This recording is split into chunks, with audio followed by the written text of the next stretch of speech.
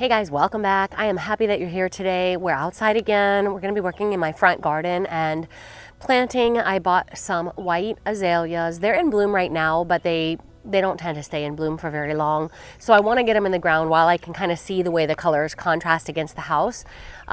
So that is on the plan today. I'm going to do some fertilizing, some trimming, some watering, and general maintenance. I really only have 2 plants to plant today.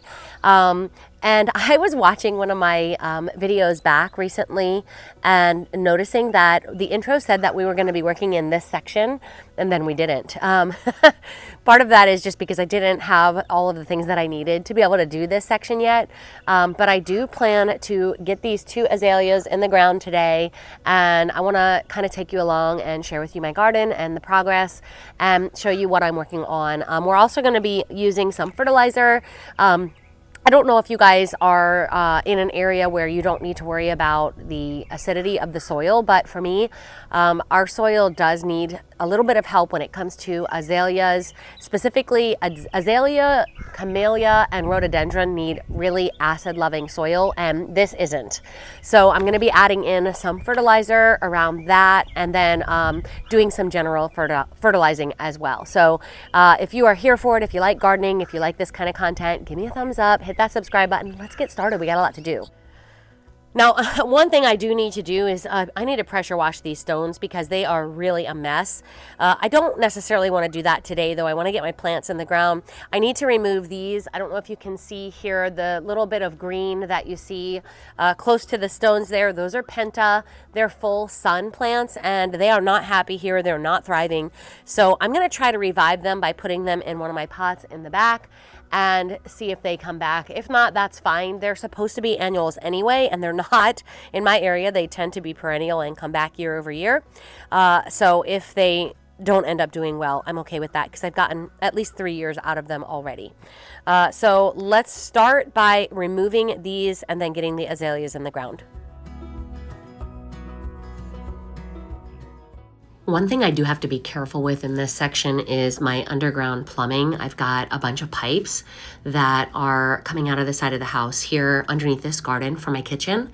And so using this little hand shovel is the best way to go. I'm sort of afraid that if I were to come in with a heavy duty shovel, I would somehow inadvertently ruin the pipes underneath.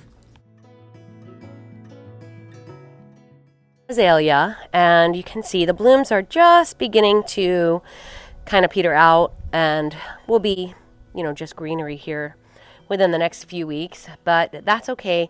Once I have it set, I think that'll give me a good idea for what the blooms will look like against the house, and I am most likely going to keep that in the pot just because I'm not sure how well it's going to do here, and I like to keep things in pots until I know for sure. If it thrives here, then maybe in the fall I will go ahead and dig it into the ground, but for now, I think I'm just going to have it live in the pot. There's something so gratifying about working in the garden. I know it's hard work and it's hot outside and you get filthy. All of that to be said, I still can't think of a better way to spend an afternoon than just digging in the garden, getting plants in the ground, trimming things up, and making everything look pretty.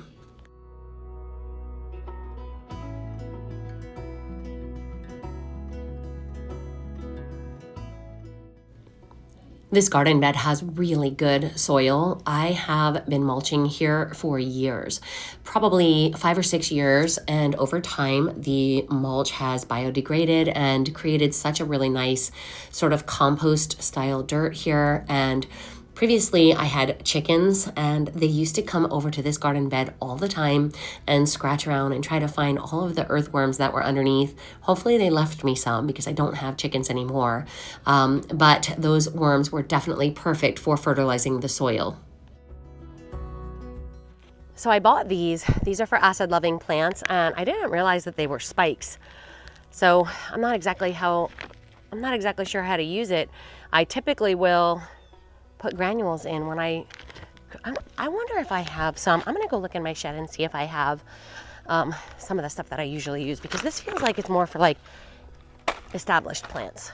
Okay, here we go. So I have this, and this is typically what I will use when I am putting a new plant in the ground, just because it's granules and it's a slow release. So it will feed the soil over time, and I probably won't need to do this again until fall. So I would just like to take a second to introduce myself if you're new. My name is Jen, and here on my channel, I typically like to do decorating, shopping, thrifting, all sorts of things inside the house. But specifically this time of year, I love being outside. So a lot of you guys that are new to my channel may have noticed that there is a ton of gardening videos lately. That is something I really do enjoy doing. However, here in Zone 9B in Florida, it gets very hot very fast. And so by the time summer actually gets here, I don't spend a lot of time gardening. That's when you'll see me retreat to my house. I'll do a lot of thrifting, a lot of decorating. So if you like that sort of thing, you are in the right place.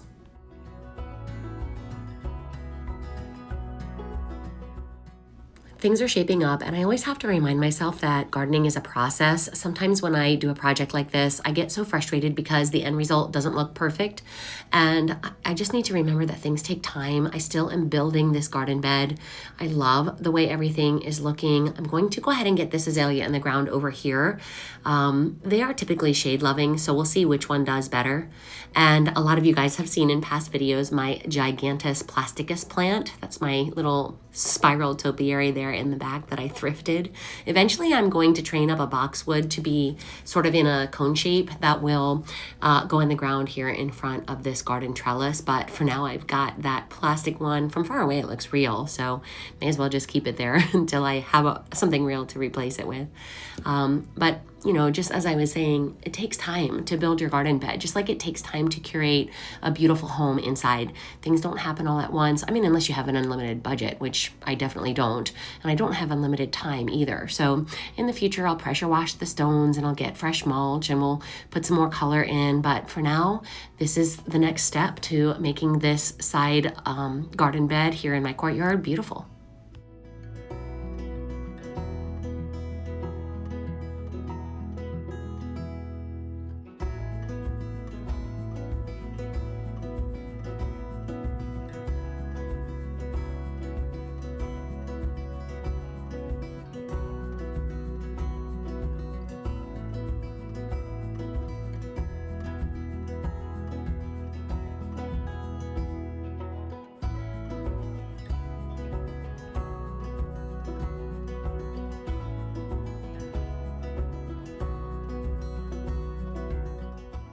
Eventually today, I'm just going to cut that one top stalk off and let it kind of stay lower to the ground.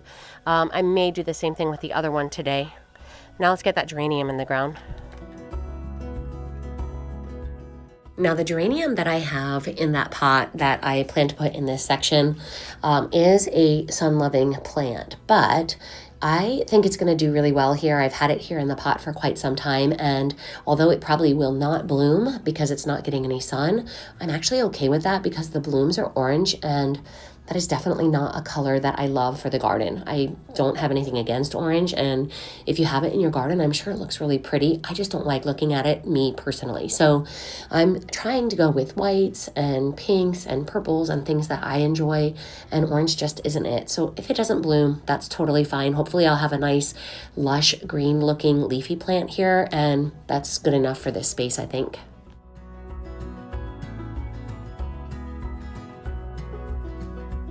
You can see this penta used to be a very happy large plant. That root, look at how thick that root is. Holy moly. I mean, I know above ground it didn't look like much, but it was definitely thriving on this root system underneath. I think that one will make it once I transplant it. Okay, we'll do a little cleanup and then water everything in. Head round back and get those pentas in the pot.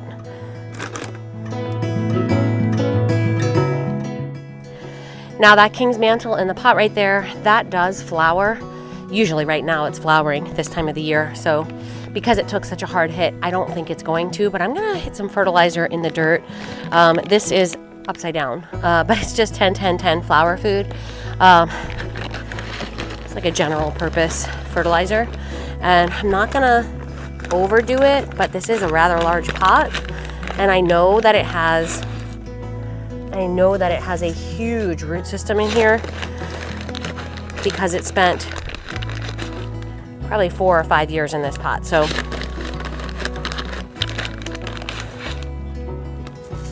even though it doesn't look like much right now, it will definitely be happy. Some fertilizer, and I may even get blooms on it as it is making its comeback.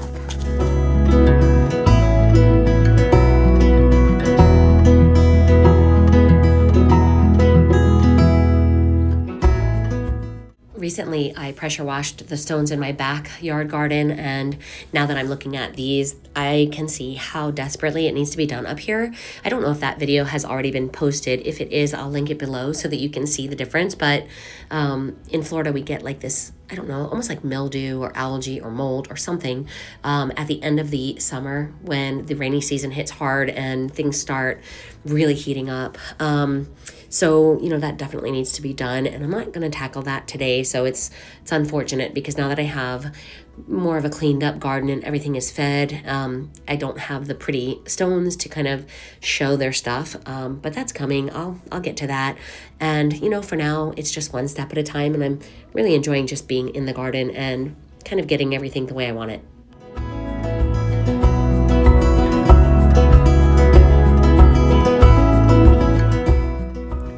So I actually changed my mind. I don't think I'm going to trim the azalea. One of the reasons why I wanted this azalea here is because I kind of want it to cover the utility look of this section. There's nothing I can do about that. That's my power box, and the trellis doesn't quite hide it.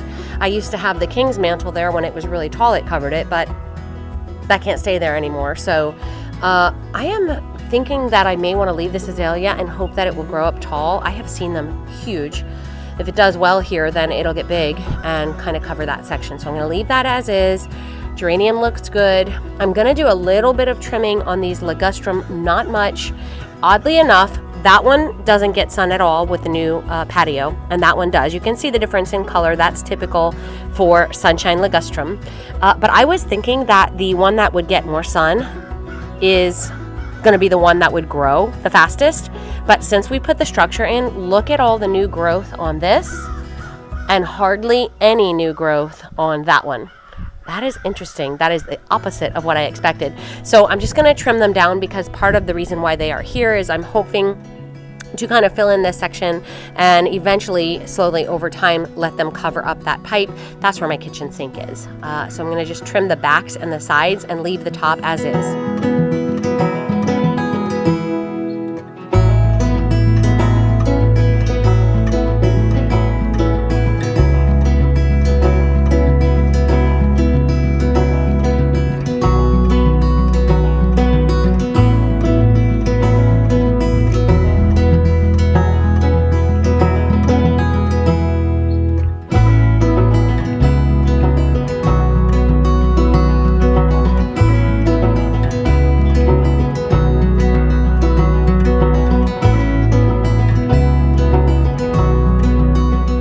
Before I head around back to do more planting. This is the other side of the patio. I've got some foxtail ferns here and a hydrangea that used to do really well here because it used to get morning sun. It's never getting sun. Can you guys see the paint? I recently painted the front porch, and I am a very messy painter. I didn't get it on the house, thankfully, but boy, did I make a mess here. That's okay. These stones are going to be getting taken out because right now they just lead to nowhere. This used to be our entry to our patio, but we have a wall there now, so that's fine. Just going to hit this with some water, and then we'll go around back.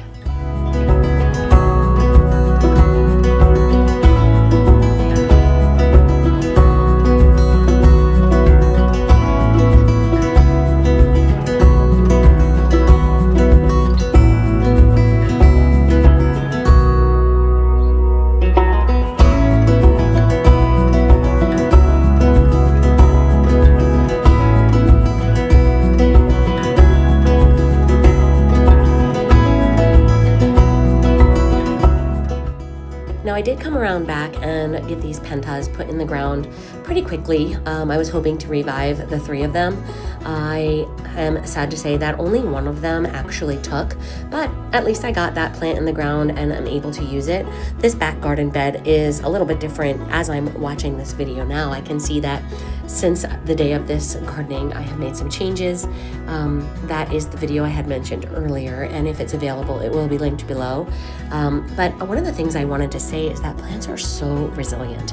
So if you take it out of the ground and you keep the roots nice and wet and protected, you can move them around. I've done this so many times with so many different plants, and almost always they do well. Now, I did lose a couple of them just because they were really not thriving. I think the one that kept is the one that had the giant root system on it. But otherwise, that's a great way to kind of redecorate your garden, kind of like you would with the items in your house. If you get tired of a plant in one spot, you can move it to another. And oftentimes, if a plant is not thriving, it's not getting what it needs as far as sun requirements. So you can move it to a new spot and see if it'll do better.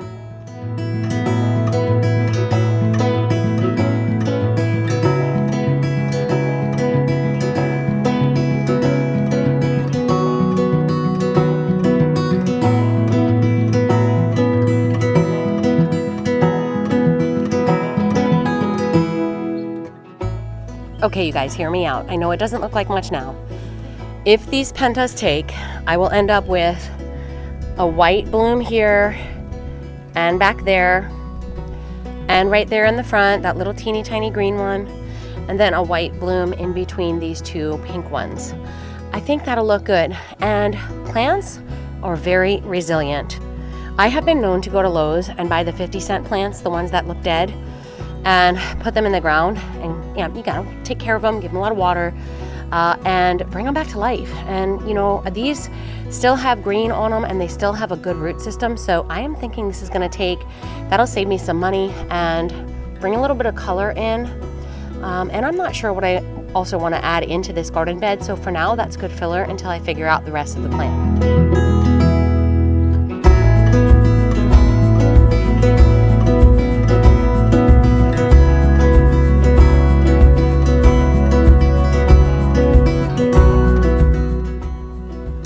A bit ago, you guys saw that I had planted this jasmine here, hoping that it would grow up and trellis on this wood sort of wall that my husband built for me to cover all of that ugly in the back. And it's been in the ground for a little while. It doesn't have any new growth, but the blooms have opened up. So I think it's gonna do well here. I think it's gonna be okay. And we're just gonna hit it with some water and call it a day.